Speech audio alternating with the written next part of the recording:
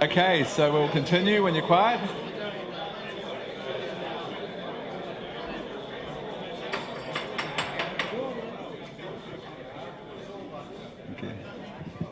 Okay, so we'll continue.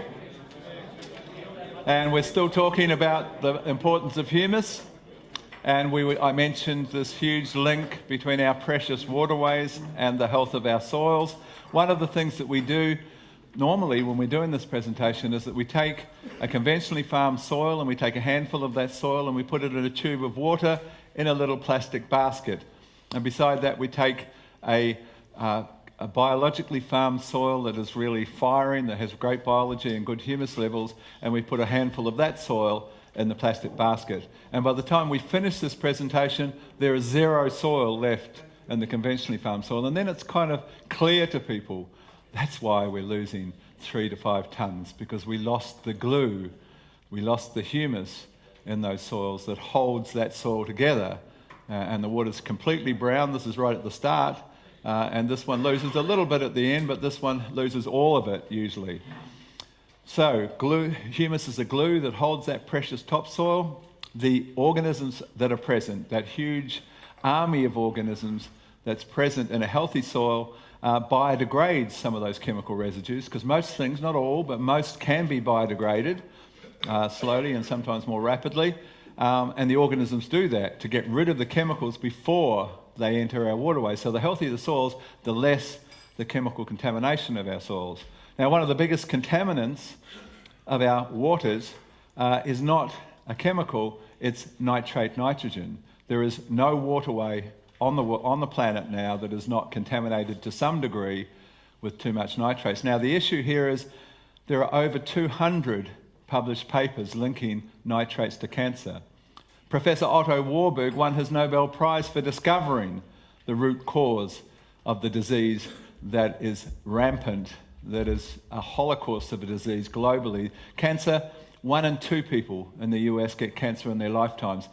5.5 years' time, 1 in 1. In Australia, 1 in 2.7 people get cancer in their lifetimes. That's a plague, much bigger than the Great Plague. The Great Plague killed 1 in 4. We've now got something with 1 in 2.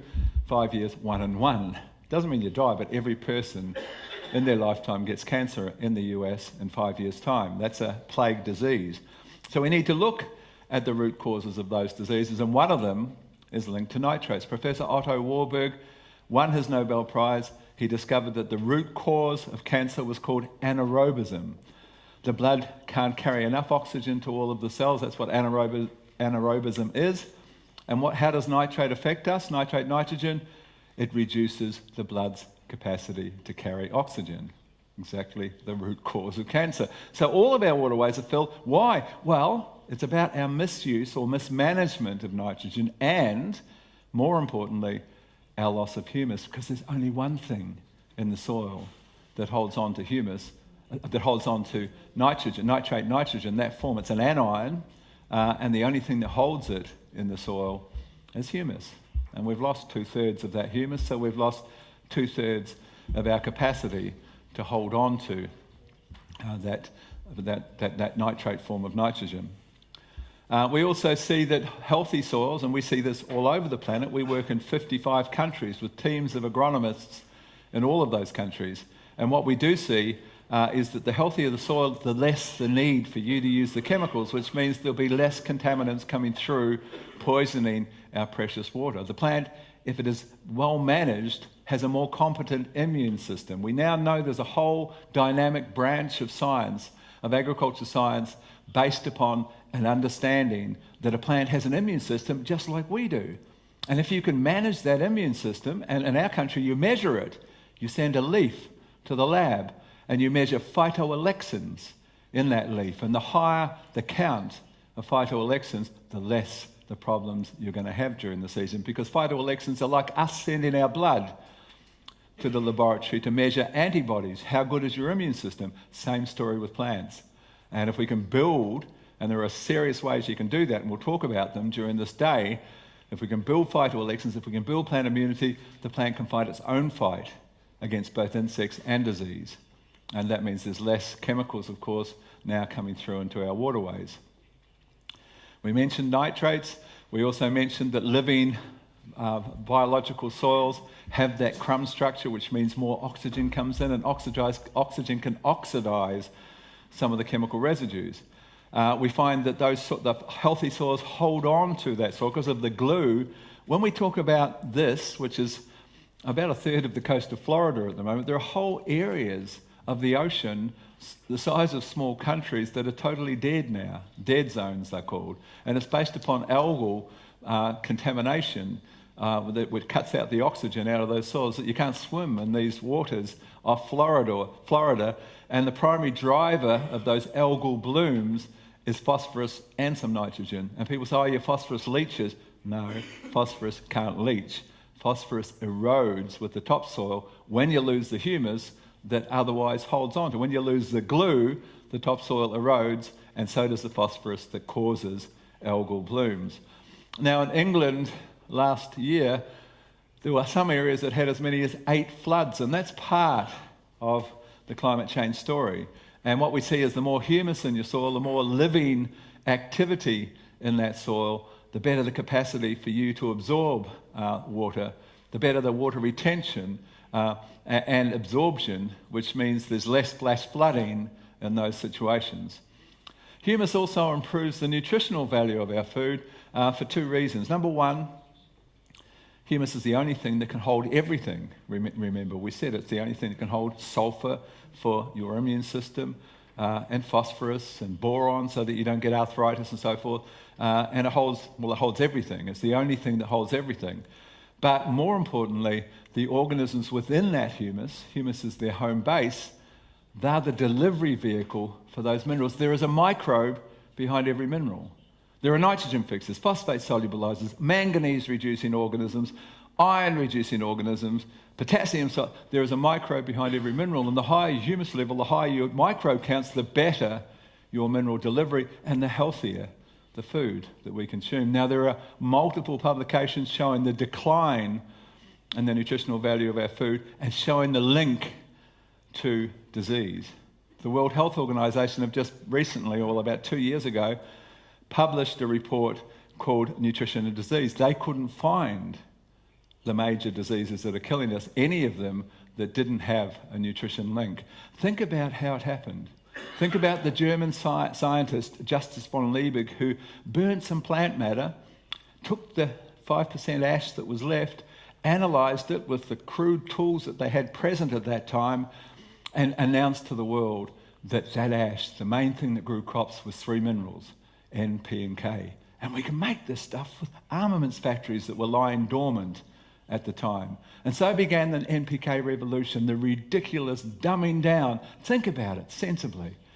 The first cell that oozed from the Precambrian ocean had 74 minerals. Now, there are no accidents. God didn't make accidents in the perfect blueprint. If there are 74 minerals, there are 74 minerals required, and we've just yet to understand the infinitesimal, tiny amounts that are required, perhaps, for perfect nutrition. But even if we don't believe that 74 are involved, much more than 3 are involved, and every time you take off a crop, you take a little bit of all of the minerals that were present in that soil, and you just put 3 back. That's called dumbed down stupidity. And how would we think that wouldn't affect our food chain? We're eating less minerals. There are multiple publications showing our food contains 20, 30, 52% in the case of calcium in one study, but less nutrition than what we had previously. And so we pay a price for that because nutrition determines health. We are what we eat. What we eat comes from a soil that is a shadow of what it used to be. So humus is the key to holding on to all of those things. It's the retention system and the delivery system for those minerals, and it's a big part of the decline in the value. Nutritionists are telling us that our food now contains 20% of the nutrition of the food consumed by our grandparents when they were children. That's a lot. I mean, that's an 80% loss in 3 generations. Of course, there's going to be a price to pay. It's not just from what we took from our soil. It's about food processing. You take wholemeal flour and turn it into white flour, 85% of the nutrition's gone. In fact, the white bread that you guys are so fond of is actually technically called an anti-nutrient. What's an anti-nutrient? It means that when you eat anything, the process of digestion is the most energy-intensive process in the human body. And by the time you've digested it, you used a whole lot of nutrients to fire that process, to fuel that process. And when you eat white bread with nothing in it, you actually have a net loss of nutrition in your body. And that's not a good thing for our children heading to school with their lunchbox full of white sandwiches, because our children are the first generation in the history of mankind that are not expected to live longer than us, the previous generation. Always the next generation has lived 2 or 3 years longer. This generation is going backwards, and we have to be aware of that nutrition and the processing of food and the production of food, where we've taken and taken and taken and given very little back. And obviously there's a price to pay at some point. So, humus also reduces chemical contamination of our food. We see it globally in thousands of farms that we work with. The higher the humus level, the less the need for chemicals. Now, every society at some point asks the question, how has our approach, our philosophy, our strategies, in this case for food production, how has that affected the next generation? Well, we haven't really done much work with that. Yes, we tested a guinea pig for 3 months, a rat for 3 months, and said, yes, we can get away with minimum residue levels of these chemicals that we're using. 5 parts per million of diethane, 4 parts per million of glyphosate perhaps. But there were 2 things that we weren't told about in that story. The first of those is called bioaccumulation. The most important organ in your body is not your heart. The most important organ in your body is your liver. The liver has to deal with a world with 78,000 registered chemicals and many unregistered contaminants. And the liver, one of its principal roles, other than digestion, is detoxification. And the liver is geared to manage any contaminant, natural contaminant. Snake bite, mercury, arsenic, they're all natural materials. And the liver has a pathway, and it looks and says, yes, mercury, okay, I'll do this, this, and this, and I'll begin detoxifying and neutralizing that contaminant. But the liver has not seen the man-made chemicals. It looks at them and says, gee, that's not good, and it pumps them off and stores them in our fat to keep them out of circulation and stop them affecting organs. And there they build, and they build. And so we see the first study that I'm even familiar with, where we take 1,400 children in the US, 700 from towns, 700 from cities, and we test them for the 13 most commonly used chemicals in agriculture: fungicides, pesticides, herbicides, nematicides, a wormicide that every cattle producer uses down the throat. And to the horror of the researchers, they couldn't find a single child who didn't have unacceptable levels in their blood, in their tissues, in their hair, in their sweat, of all 13 farm chemicals according to FDA standards. Our bequest to the next generation, to the children, is a leukemia ward in every city. It's the largest killer of children, it's a new disease, and it has been totally and completely linked to environmental chemicals, including those found on our food. If we can do it better, we need to have a look at that story, and we need to look quickly, and that's what biological agriculture is about. The second thing we weren't told about in the chemical extractive agricultural model, the second thing we weren't told about was called the cocktail effect. Now, if you understand anything about chemistry, you'll understand when you take 2 chemicals, you often make a third chemical. Well, no one has tested that cocktail effect. When you eat a snow pea, you're getting 11 chemical residues in tiny amounts. That's the average number of chemicals used to produce a snow pea, for example. Tomato, 9 chemicals. So what happens when you blend those chemicals? Is there any issues? Well, a billionaire in the US who had lost 3 wives to cancer funded some private research. He looked at 10 chemicals and 100 combinations. So say the chemicals on your snow pea and 100 combinations. So there are thousands of combinations, because you've got between 1 and 100% of 10 things. There are hundreds of thousands of combinations. He looked at 100 combinations, and in an 18-month study, 2-year study, he found 3 new class 3 carcinogens, which means he proved that these new compounds gave cancer to animals. It's a little less ethical to prove that it gives cancer to humans, but we can assume that there's a concern. We weren't told about that. None of you have even thought about that before. It is just common sense. It's called the cocktail effect. and nothing has ever been researched about the cocktail effect. So we've made a mistake, a huge mistake. We've got this plague disease that is really strongly linked to chemical contamination.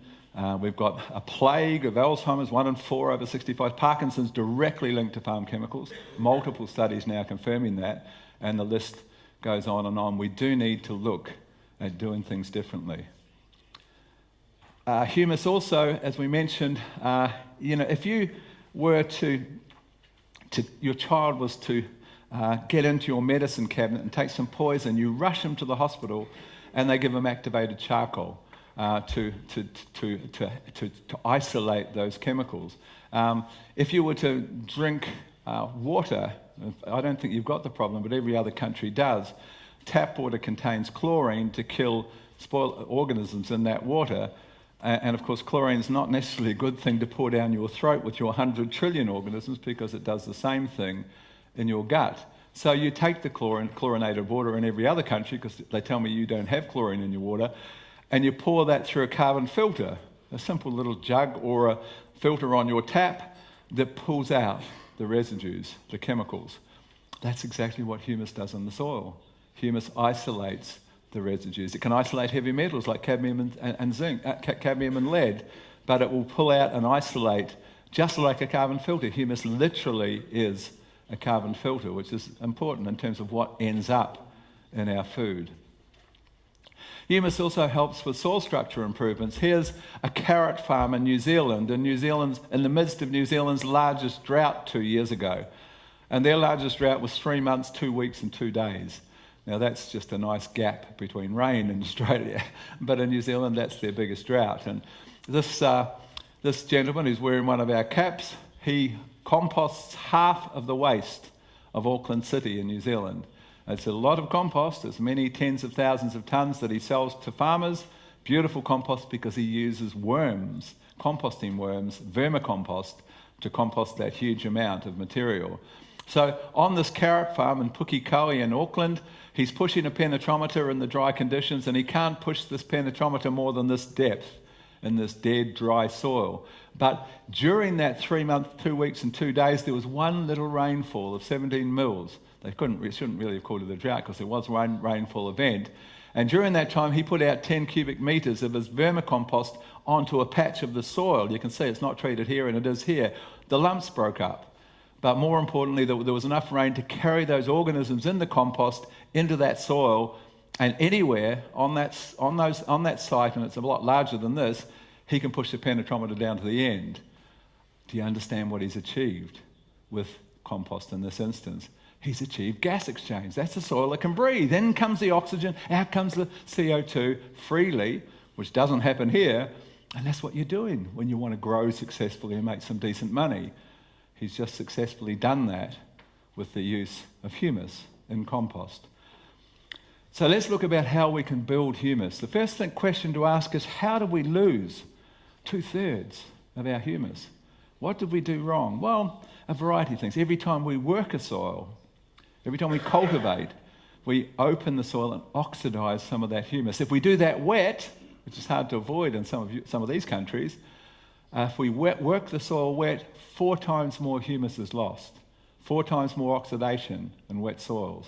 So we really do try to avoid working the soil wet. But there is a second thing, and it's actually the bigger contributor, and it relates specifically to our misuse of the mineral nitrogen. Now, nitrogen's important. It's the most abundant mineral. We can't ignore nitrogen, but we have to manage it better for several reasons. The first of those is that nitrous oxide is one of the 3 gases that is thickening the blanket, trapping the heat, heating the oceans, and changing our entire world. And 80% of the nitrous oxide on the planet comes from farmers, comes from agriculture, because we mismanage our nitrogen. And that's not a small thing, because nitrous oxide is 310 times more thickening of that blanket than what CO2 is. So it's a huge thing, and it's something we can change very easily. Here's the figures. For every kilogram of nitrogen that we use over and above what the plant needs at that time, so think about a young seedling, think about your maize crop. How much nitrogen is required to kickstart that little plant that's already a dormant plant within the seed anyway? Not 200 kilos. That is a mismanagement of nitrogen. You do not need to start a seedling crop with that amount of nitrogen ever. Nothing like that is required at that time. It's about applying the nitrogen when it's needed in the right amounts. For every kilogram you apply, 100 kilograms of carbon is lost to the atmosphere. Every kilogram above what you need, 100 kilograms lost. Biggest reason for the loss of humus. How does that work? Here's how it works. Most things come back to biology. In this instance, bacteria, every creature on the planet has a carbon to nitrogen ratio. Human beings, 30 to 1. Beneficial nematodes, in fact, all nematodes in the soil, which 80% are good guys, 100 to 1. Trees, 500 to 1. The trunk is a solid stick of carbon. That's why we pay people carbon credits to build plant trees. Bacteria, 5 to 1. The closest, tightest little carbon to nitrogen ratio on the planet in this little creature, 500,000 on a pinhead, but 2.5 tons of this organism in a good soil, with holding on to what it means. 5 and 1 is 6 divided into 100 means that 17% of 2.5 tons in your soil, 17% is nitrogen. Nothing has 17% nitrogen in their body. And what does that mean for bacteria? It means they love nitrogen. And when you put your urea out or whatever you use, woof, feeding frenzy. You can measure it. Send it off and have it tested. Massive biological explosion and bacterial biomass happens the moment you put on urea. So they've had their nitrogen. And now they say, okay, we've had our nitrogen, now we've got to balance out our 5 to 1 ratio. Where's the carbon? And we didn't put carbon with our fertilizers. They would never choose to eat themselves out of house and home, and that's what humus is for them. That's where they live. That's their home base. That's their support system. They would never eat that. We didn't give them a choice. They have to have carbon or they die following that consumption of nitrogen, so they eat humus. And that, my friends, is why 1 kilogram over-applied responds to 100 kilograms going to the atmosphere, and that is the largest reason for having lost 2/3 of our humus. We can do that different. We can manage nitrogen a lot better. We'll talk about nitrogen in the next segment, so I won't spend too much more time talking about it. So we put a carbon source. It could be, if it was liquid nitrogen, a bit of molasses. We could put it with compost, which is a carbon source. We can put humic acid granules with granular NPK fertilizers, but we put a carbon source to stop that phenomenon, that loss of carbon associated with nitrogen. We need to bring back the most important creatures.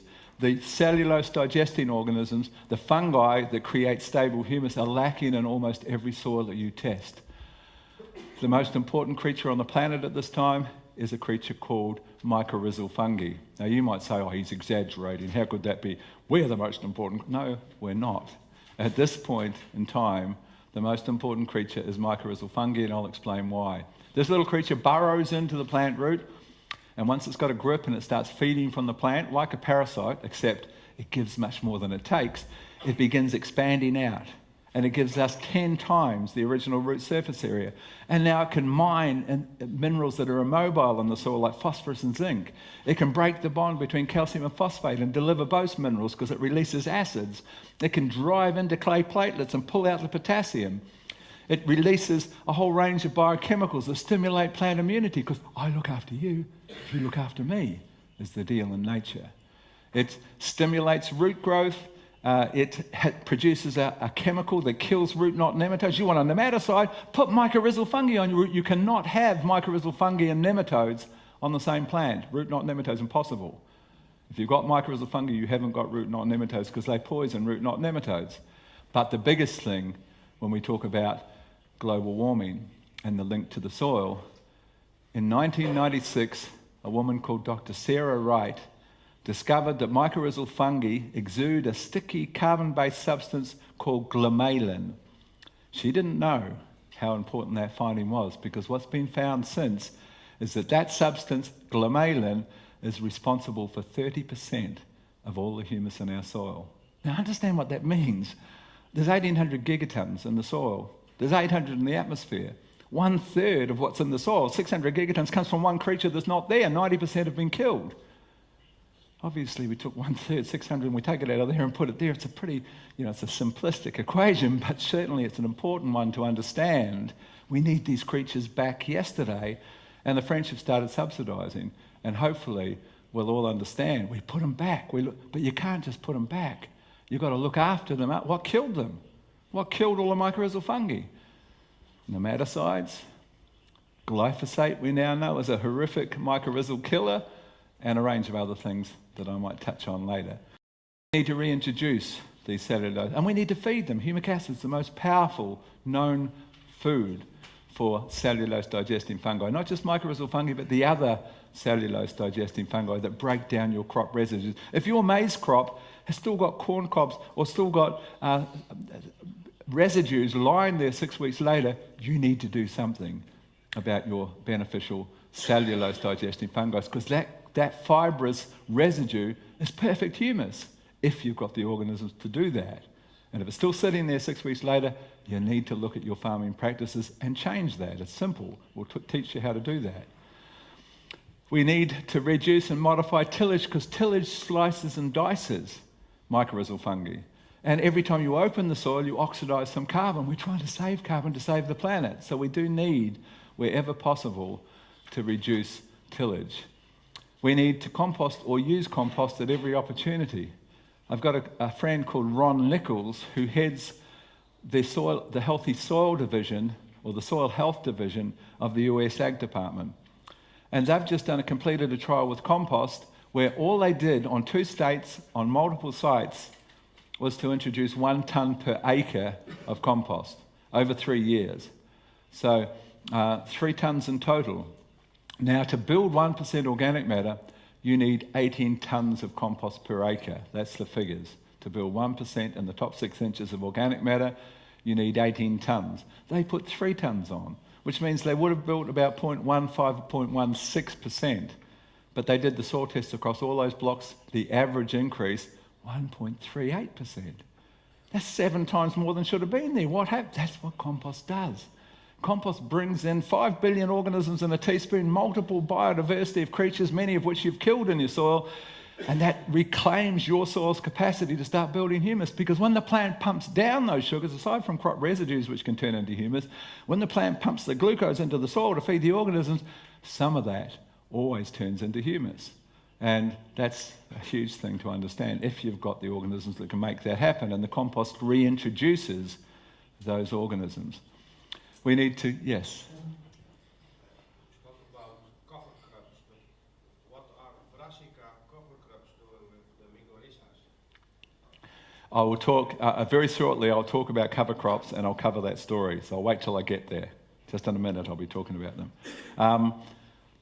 Well, I'm going to talk about them very soon, but look at it. So we start recognizing, see, it's a kind of a paradigm is the set of beliefs that you have accumulated in your lifetime. From your education, from your father, from your neighbours, from your lifetime's experience, you think the world is black and white and this is how it works.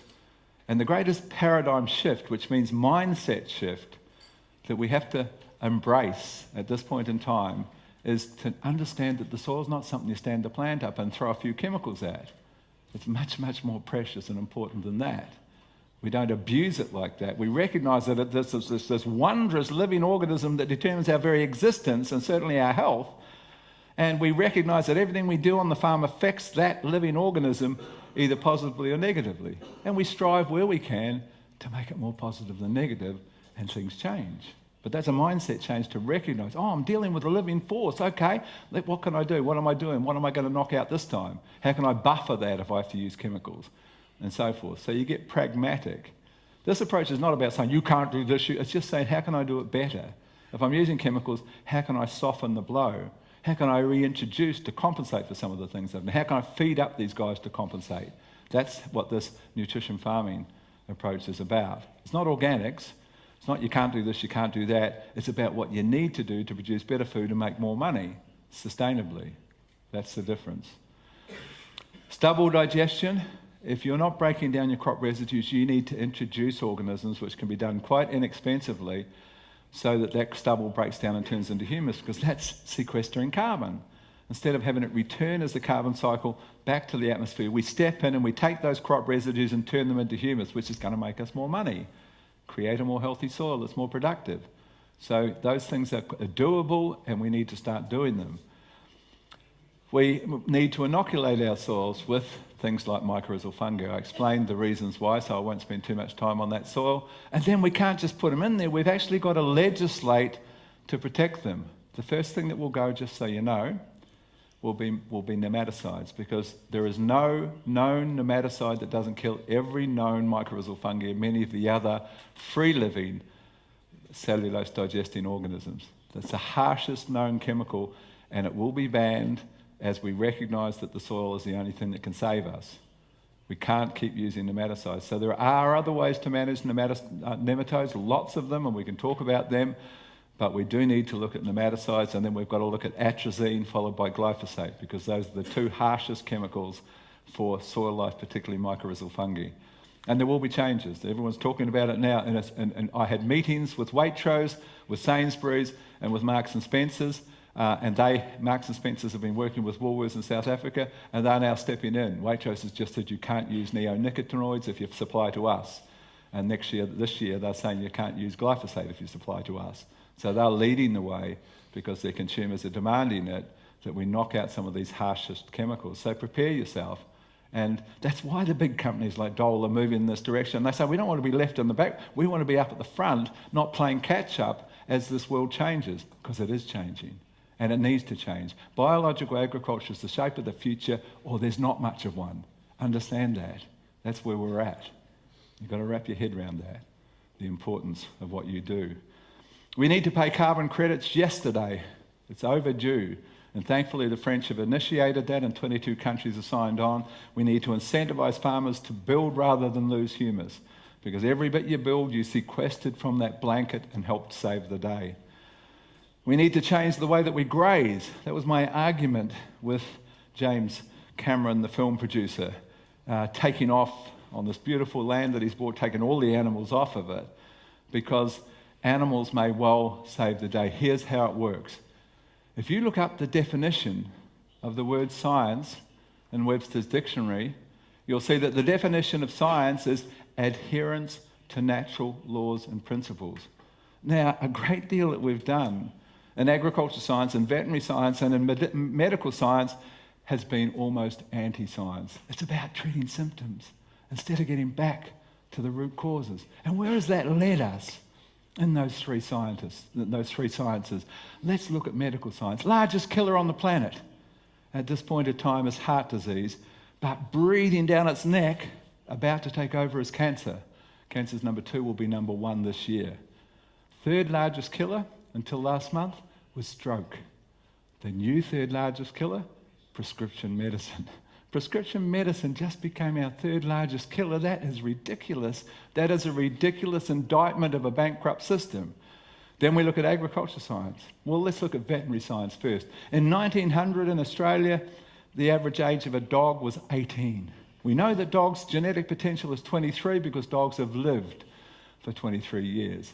So 18 was the average in 1900.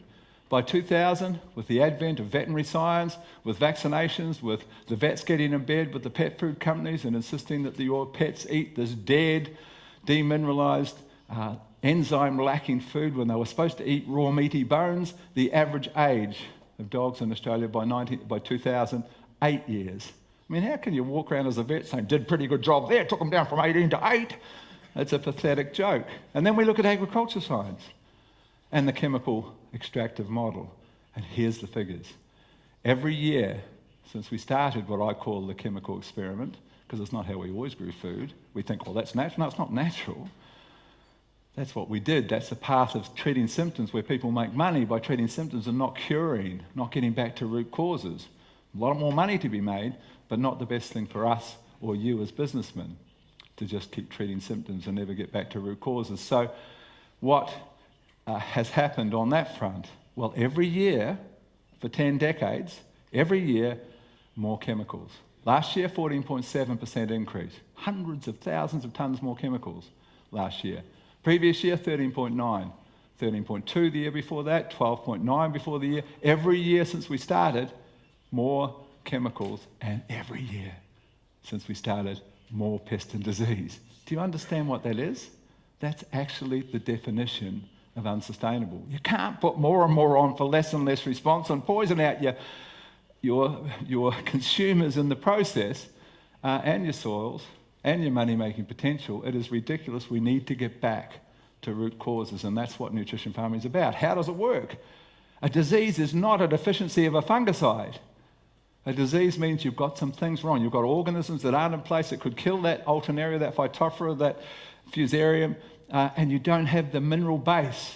You don't have the trace minerals, you don't have the support, you don't have the calcium and the silica to strengthen that cell wall and buckle a hyphae of that Fusarium, and all of the other multiple strategies that you can use if you get back to root causes.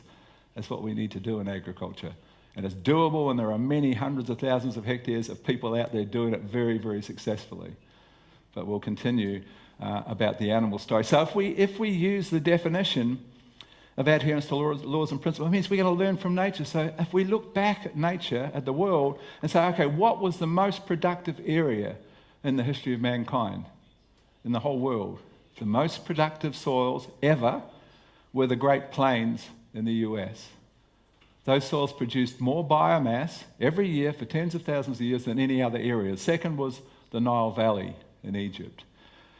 And so how did they do that? How did they outproduce every other soil? How did they keep building humus and keep a nice balance, and the whole system just kept on working until we stepped in and in 60 years blew it completely? Thousands of years of incredible production, we wiped it out in 60 years, 65 years they say. How did that happen?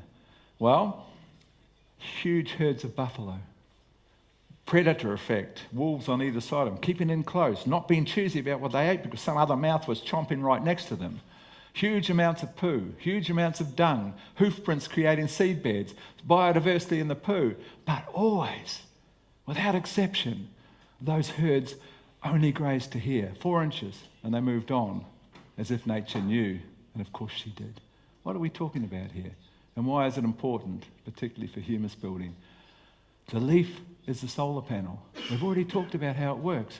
The plant pumps down with that solar panel the sugars that it makes, the glucose, half of it to the soil, and 60% of that, 30% of the total, it gives away.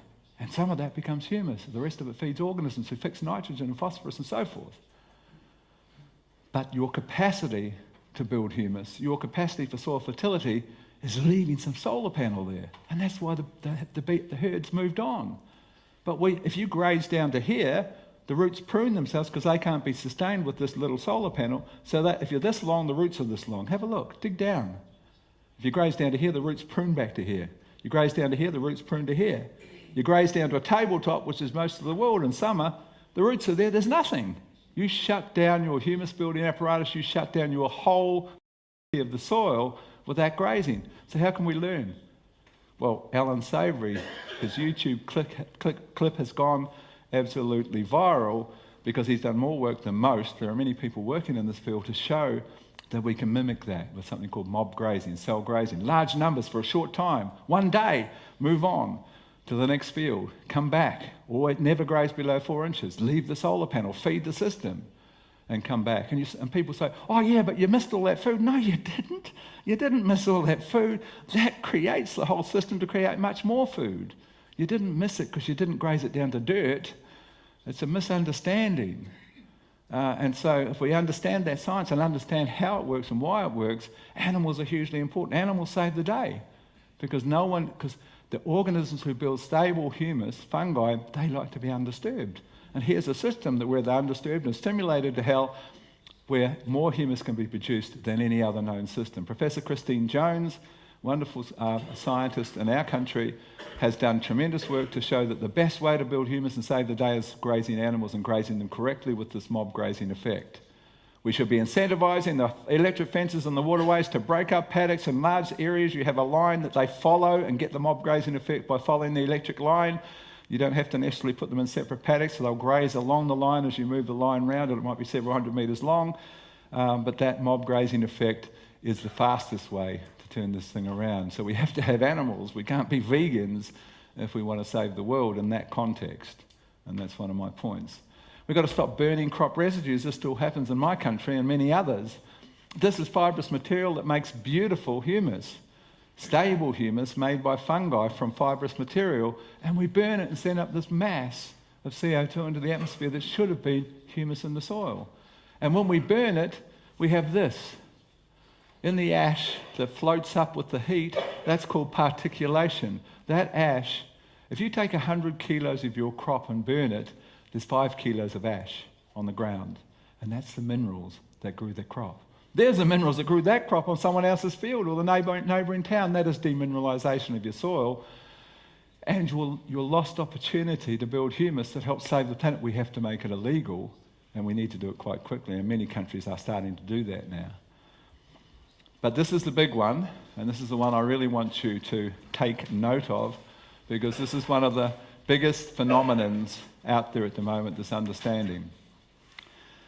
So I mentioned a guy called Ron Nichols, who heads the Soil Health Division of the US Ag Department, has a wonderful newsletter. You can just Google Ron Nichols, US Ag Department, and you'll get his newsletter. It's free, and it's just incredible information every month on that newsletter, amongst all the research they're doing. But they have been given quite a lot of budget to look at how do you build humus, in recognition that humus is the big story. What's the best way to build humus in your soil? And so, typical scientists, when they try and dumb down something, they're saying, well, organic guys or biological farmers, they always produce more humus on their soil tests, more organic matter than the conventional farmers, the conventional chemical farmers. So why is that? And then they said, well, they do cover crops and most of the conventional guys don't. I wonder if that is the key. So they began looking, and sure enough, they found it was a pretty good thing to grow a cover crop. I mean, it's just observant of natural laws and principles, the definition of science. Nature hates a vacuum. You never see bare ground in nature. Something pops up, if it's weeds, whatever. Why? Because the plants are feeding the soil. The plants are protecting that precious soil, feeding it out, creating the humus glue, making humus. It doesn't matter what plant it is, you've got to have a plant there. You never leave a soil. The idea of chemical fallows all over the world, that is the sickest and most pathetic science I've ever seen. You cannot destroy a soil faster than just leaving it and herbiciding everything and leaving it with nothing. Nature never does that. That's not science, that's a joke. That's not adherence to natural laws and principles. When does nature ever do that? Never. We're learning from nature. We're doing it. It's perfect blueprint. We're learning from it. We've done our arrogant thing. We've said we can do better than you, and now we're on our knees staring down the abyss. We cannot do better than nature. We learn from the perfect blueprint. That is what science is. So, what Ron found was a group of farmers in 2 states who call themselves the Carbon Cowboys, and these farmers have been working with a Brazilian agronomist who has taught them this little trick. He taught them if you add 5 different families of plants into your cover crop, it's called a cocktail cover crop, and you can have more than 5. You need those 5, but you can have 3 of each. You can have the more the better, 12, 15 different species in a cover crop. But if you do that with the 5 families, something magical happens. You basically get the kind of good responses and changes in soil structures and humus building that you would see over 4 years in 1 year. And Ron said, well, how can this be happening? How is this possible? And so they looked and saw, yes, it was happening. You could measure it, you could see the changes. And so then they began researching why it was happening. And what they discovered was that if you got those 5 plants together, those 5 families together, and only if they were all there, the plants began messaging each other at the root level, and the roots began pouring out these substances called phenolic compounds. Now that's what we drink green tea for. They're antioxidants that stimulate our cell, and it turns out that they do the same things to the single and multi-celled creatures in the soil. Put them into hyperdrive and they do all their stuff much more rapidly and much more efficiently. That's called cocktail cover crops. So what are the 5 families that we're talking about? Grasses, cereals, brassicas, legumes, and many people perhaps have had cover crops that include grasses, cereals, brassicas, and legumes, but the 5th one has been the missing one. And it's pronounced and written chenopods, C-H-E-N-O-P-O-D-S, there's the word there, but it's actually pronounced chenopods. And so the 5th species that you need, and you only need it at 1% of your total blend, so just a smattering of say, sugar beet in with those other plants in the cocktail cover crop, but when you get to 5, suddenly the soils... So I just toured South Africa with the head of Brookside Laboratories, one of the world's leading soil laboratories. He described research on their research farm where they put in a cocktail cover crop, actually 14 species, but making sure they had the 5 families. And he described a clay and gravel soil where you couldn't even push in a penetrometer in one crop cycle, 4 months. He described it was like pushing a hot knife into butter. He said you just couldn't believe what you saw. And we're getting those reports globally from all over the world that this is a breakthrough. This is a major breakthrough, this concept of cocktail cover crops.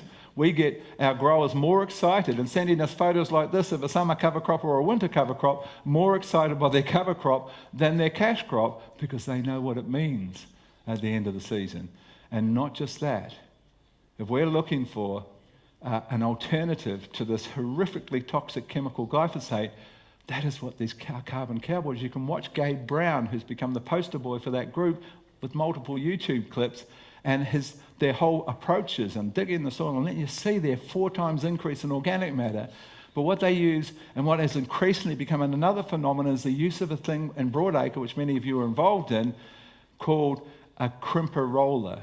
And you have these big rollers that can, really wide rollers with these sort of fins on them that roll over the cover crop or your weeds before they're flowered or whatever. And what happens, see, if you slash, they just grow again. But if you crimp, which means you bend over the plant with a very heavy weight with these massive rollers, that shuts down the phloem and xylem when the plant dies. So you kill off the cover crop without the glyphosate with the roller crimper, and now you've got this thick layer that you direct drill into, and the weeds don't come through. And it's a really, really good strategy that many, many people are now involved in and is really worth considering. And you can do that in vegetable crops. And someone asked the question, you asked the question, what about brassicas in that mix? Because, of course, if we're talking about this having the biodiversity, because the deal is that the more biodiversity above ground, the more biodiversity below ground. I mentioned, and I simplified it by saying, yes, the plant makes glucose and it feeds the organisms. It doesn't just make glucose. Each plant laces that glucose with certain biochemicals that stimulate certain organisms that it wants around its roots. And it can be as specific as saying, I want some nitrogen, so I'll encourage, like throwing out a specific fishing bait, I'll encourage nitrogen-fixing organisms, or I'll encourage phosphate-solubilizing organisms. But it's more than that. It's about biodiversity. The more things above ground, the more things below ground, because they all feed different organisms. So you've got this incredible army of organisms now when you bring in some biodiversity. See, if we're going to learn from nature, I'm sorry, but monoculture wasn't actually what nature ever did. So at least we can compensate with our cropping monocultures if we bring in some biodiversity through our cover crops. So the issue with brassicas, of course, is that they produce something called isothiothionates that actually can kill nematodes, but they can actually you can't colonize mycorrhizal fungi or chenopods. You can't colonize either of those with mycorrhizal fungi because of the release of these chemicals. And so that component of the cover crop is the small part. It's the sauce on the spaghetti. You're just going to have 1% chenopods, and you've just got a little smattering of your brassicas. One of the most popular brassicas to be used in cover crops is something that a clever guy who's made a lot of money from this has called tillage radish. Who's familiar with tillage radish? A few of you. So tillage radish is the brassica. It's what tillage radish actually is, just so you know, and you don't need to be fooled. It's a common form of radish called Daikon Radish. And all this guy did, he didn't create anything new, he just changed the name. So every time it's sold as tillage radish, he picks up a premium on it. It's just Daikon Radish, which is quite a cheap seed. You don't need to pay for that name. So Daikon Radish grows to this depth, and of course, as it dies off, perhaps over winter, it captures a whole range of nutrients that it can recycle in spring. If you're planting in autumn and harvesting in spring, you've got all the stuff released as the plant kicks in from the radish, but more importantly, you've created an oxygen. Remember, the most important of all nutrients is oxygen. You've created these oxygen pathways all over you because it's like a tillage. That's why he called it like a tillage radish. So you just have a little bit of brassicas in there. You don't have it. This is almost too much, but it's about right. It's only about 5%, so that you don't have too many plants affected by not being able to have mycorrhizal colonisation. So all of these can still have it's only the one right next door that might be affected by those biochemicals. So that's the story of cover cropping, and it is one of the greatest breakthroughs in recent decades, this understanding of the importance of it. And of course, to build humus, it's the fastest trick known, and to smother weeds and create that layer of mulch that you direct drill into, holds moisture, everything works better when you do that using these roller crimpers as an alternative to the most toxic chemical in the environment called glyphosate. Yes? Ja, nou mijn Engels is not so good, maar die in het Engels. Ja, maar ja, oké. Wij hebben niet alleen met de structuur een probleem, wij hebben ook nogal wat planten, wrong plants, die we niet willen hebben in onze crops, verkeerde planten. En hoe kunnen we die de baas worden? Want dat is ook een probleem. Want het is wel mooi dat je dus verschillende soorten zaait, maar die verkeerde planten, die nemen de overhand nogal eens een keer bij ons. Okay, so I need someone to translate if they could. When you seed this mix into the soil, you also get some weeds we don't like in our first crop the next year. So how manage we this problem? Well, if you use that idea of the roller crimper, that kills all of them. Once you bend and crimp that plant, it can no longer grow, it's dead. That's what the roller crimper does. That's the concept. And I mean, the other option is that you herbicide. But the alternative to that is to roll it with these huge rollers that crimp it over and shut down the plant. So now you've just got mulch and no living plants. Okay? Is that also for grass? Yes, you can do the same thing. Well, for bigger grasses, not for sort of pasture grasses like clovers and so forth. You'll just flatten them, you won't crimp them. The sort of flat plants like that, it's not comparable. But the larger grasses like Sudan grass and so forth that people use in their cover crops, yes, you can do that with a larger stem. It's got to be able to bend over that, crimp that stem to shut the whole plant down. Okay, so we'll keep moving. Another strategy that is of value that can help save the day involves plants that are called cam plants. Now these are unique plants. See, the reason for plants, every plant has a reason. Every weed is there for a reason. At any given time, there are thousands of weed seeds in your soil, and they can last for 70 years in your soil. And why don't they just spring up every spring? Because they choose their time. Some weeds are there when there's a deficiency of phosphorus or potassium, or very commonly calcium, or an excess of nitrogen. We'll see some weeds arrive. Or dry conditions, or salty soils, or whatever is the time for that weed to appear. Dandelions, for example, only grow in soils that are deficient in calcium and phosphate. They're a signpost plant for deficiencies. Many broadleaf weeds are linked to a deficiency of calcium and or boron, for example.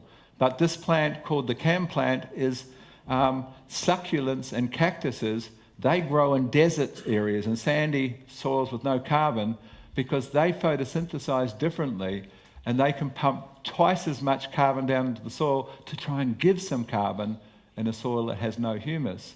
But they're the easiest known plant to propagate. You take one leaf from this plant and push it in the soil, just touch it on the soil, and you've got another plant.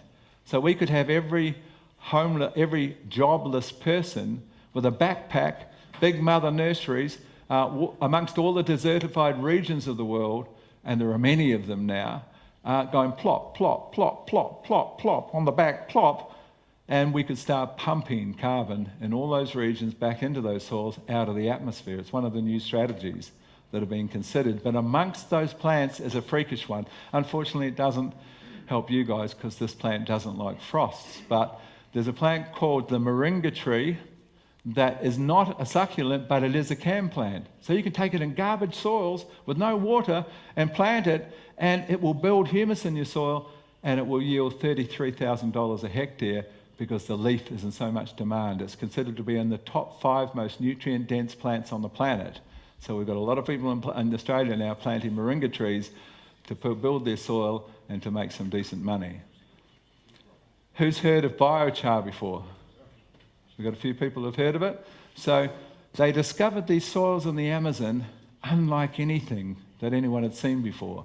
These soils, this guy is standing in a 2-metre deep pit, and he hasn't reached the bottom of the rich, black, humus-dense soils. that are so absurdly productive. And they discovered that these soils grow from areas, little villages, they grow out into the jungle like a growing organism, these soils with 2 meters of topsoil or deeper.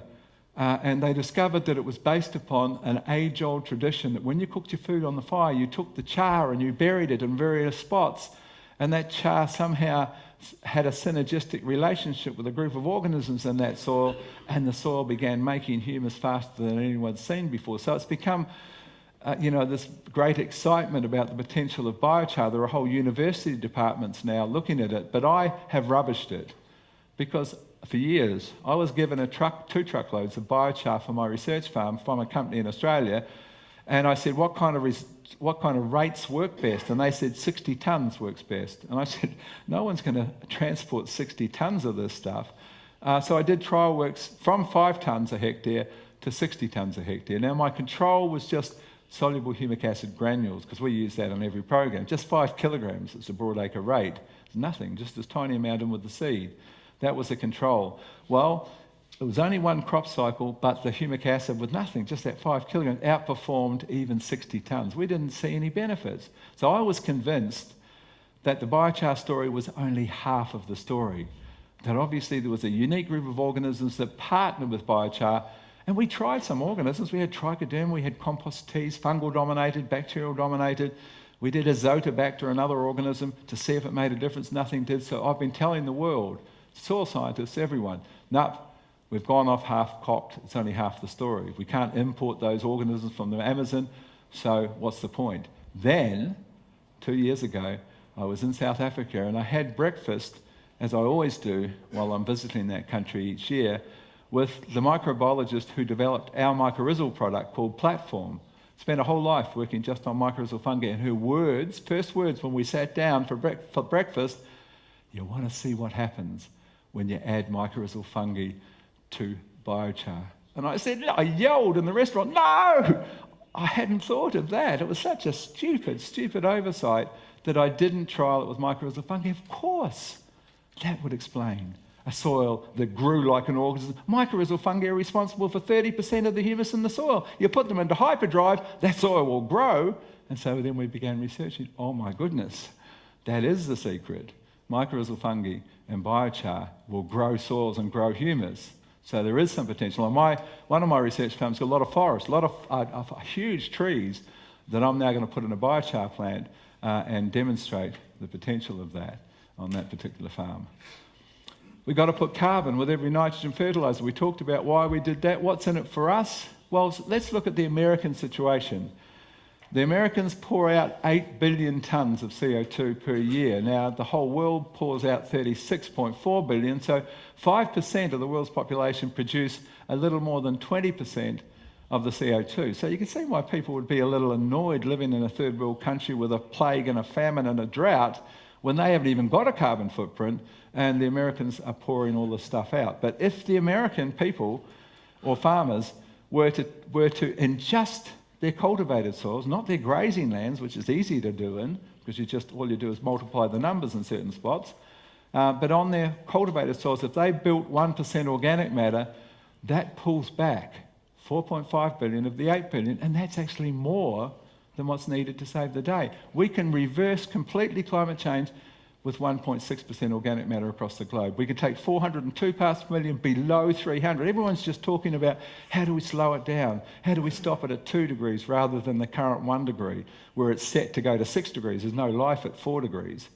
And so we now know we can actually turn it around. There's an example. Just with the cultivated soils, we can actually save the day. And that's the message that I'm trying to drive home. So that's the conclusion. If we look at this stuff called humus, which we've used and abused and recognise its importance, maybe we should return to the ancient wisdom that saw the derivation, or what's called the etiology of those words. What does the word humus mean? Well, it means the same as human. Humus and human, interestingly, mean the same thing. They mean of and for the earth. And interestingly, the word humility also means of and for the earth. And ironically, it's our lack of humility that brought us to the edge. Our belief that we can do better than nature. Forget about her, we can walk over that. we cannot do better than nature. And the sooner we wake up to that, the sooner we can turn this thing around differently to move forward. We'll talk more in the next sections. Thank you. Thank you. I was thinking about you, Graeme. Last week there was a small article in the agricultural newspaper here in Holland. Yes. It was standing, the fields in Brazil were flooded by water where soya was grown. But I think maybe you should bring your message over there, but we think maybe it was not the overlack of water, but it was more the soil which is below, Yes. which cannot absorb. That's exactly. So maybe there's a task for you as well in Brazil and Argentina Yes. to bring the message. It's pretty hard to do much more travel than I'm doing, but I actually had a whole day with the entire ag department in Brazil last year, and certainly they don't speak much English, but someone was translating, and it seemed like the message got through. They were quite excited, so hopefully we'll see some changes. Okay. Two things which you could maybe put on a paper. You talked about the newsletter, the name of the guy who's bringing the newsletter every month. Okay. Could you write it down maybe? Certainly. His name is Ron Nichols. I think it's spelt like this. And if you just look up soil health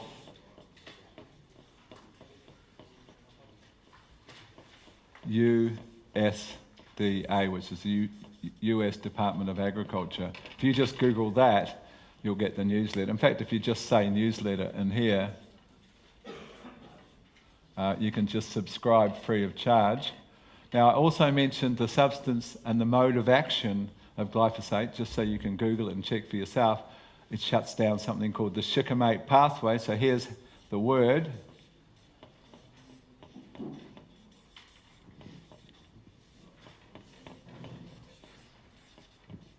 People can also make a picture of it after it, of course. Shikimate pathway. You can Google it and you can see what that means and how serious it is to have given most of the organisms in the world, including plants, a form of AIDS, which is effectively what it is when you shut down their immune system. That's why we have to dump this chemical, as hard as it might be for many people. Thank you. Thank you. Mochten er mensen zijn die zeggen het is een drempel voor mij om in het Engels een vraag te stellen, wij kunnen prima vertalen voor straks in de middag. Dus schroom niet en steek uw hand op. Voor nu gaan we even een pauze nemen.